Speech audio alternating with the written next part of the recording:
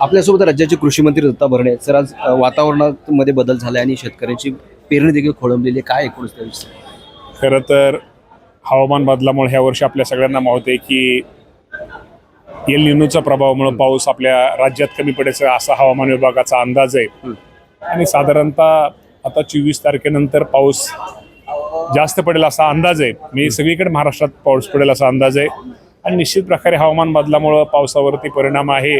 आणि या बाबतीमध्ये शासनाने निश्चित प्रकारे माझ्या शेतकऱ्यांना काय मदत करणं गरजेचं आहे, काय शेतकऱ्याला मदत करणं केली पाहिजे, या बाबतीमध्ये आमचा कृषी विभाग सज्ज आहे. कर्जमाफीसाठी आज विरोधकांनी आंदोलन केलं, विरोधी विधान भवनाच्या पायऱ्यांवरती. काय कधी होणार, काय एकूणच त्याविषयी काय सांगा? कर्जमाफीच्या बाबतीमध्ये आपल्या सगळ्यांना माहिती आहे की या राज्याचे मुख्यमंत्री देवेंद्र फडणवीस साहेब असतील, एकनाथजी शिंदे साहेब असतील, त्यावेळेचे दिवंगत उपमुख्यमंत्री अजितदादा पवार साहेब असतील आणि आता सुनेत्रावहिनी पवार असतील, यांनी आम्हा सर्व शेतकऱ्यांना एक शब्द दिला होता की निश्चित प्रकारे या राज्यामध्ये शेतकऱ्यांना कर्जमाफी दिली जाईल. कारण का शेतकरी अडचणीत आहेत आणि अडचणीत असलेल्या शेतकऱ्याला कुठं जर मदत केली पाहिजे, त्याला सहकार्य केले, या भावनेने मुख्यमंत्र्यांची घोषणा केली 30 जून पूर्वी ही साधारणतः रक्कम ही शेतकऱ्याला दिली जाईल. साधारणतः आज प्राथमिक अंदाजानुसार यामध्ये 56 लाख शेतकऱ्यांना या कर्जमाफी, पुण्यश्लोक अहिल्यादेवी होळकरांच्या नावाने ही कर्जमाफी, या कर्जमाफीचा फायदा होईल.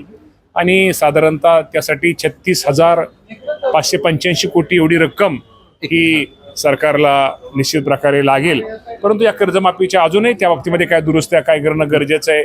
शेतकरी संघटनेच्या प्रतिनिधीला बरोबर घेऊन या बाबतीमध्ये राज्याचे मुख्यमंत्री या बाबतीमध्ये बैठक आयोजित करून या बाबतीमध्ये शेतकऱ्यांना कसा जास्त फायदा होईल यासाठी मुख्यमंत्री महोदय निर्णय निश्चित प्रकारे घेतील असा विश्वास निश्चित प्रकारे आपल्या सर्वांना आहे. पेरणी तोंडावर आणि भेसळयुक्त खत खास करून महाराष्ट्रामध्ये आढळते आणि प्रामुख्याने धाराशिव सारख्या भागामध्ये भेसळयुक्त खताचा मोठा साठा सापडलेला. काय कारवाईच्या संदर्भात? या बाबतीमध्ये आपल्या सगळ्यांना माहिती आहे की आमचा कृषी विभाग या बाबतीमध्ये खूप सावध आहे.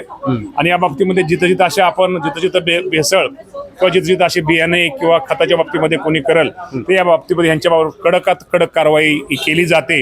याचं आपण अनेक उदाहरणं पाहिली, आपण रोज पेपरमध्ये पाहतोय. आणि असं जर कोण असेल तर माझी शेतकरी बांधवांना विनंती, या बाबतीमध्ये आपण कृषी विभागाशी आमच्या संपर्क, जो मोबाईल नंबर आहे त्याचे संपर्क साधावा आणि या बाबतीमध्ये कडकात कडक कारवाई ही बाबतीमध्ये केली जाईल.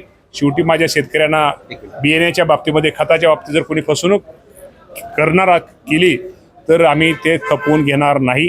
त्यांच्यावरती कडकात कडक कारवाई केली जाईल. धन्यवाद तुम्ही आमची संवाद साधल्याबद्दल. हे होते कृषी मंत्री दत्ता भरणे. मी गुणवंत दांगड, DRV न्यूज, मुंबई.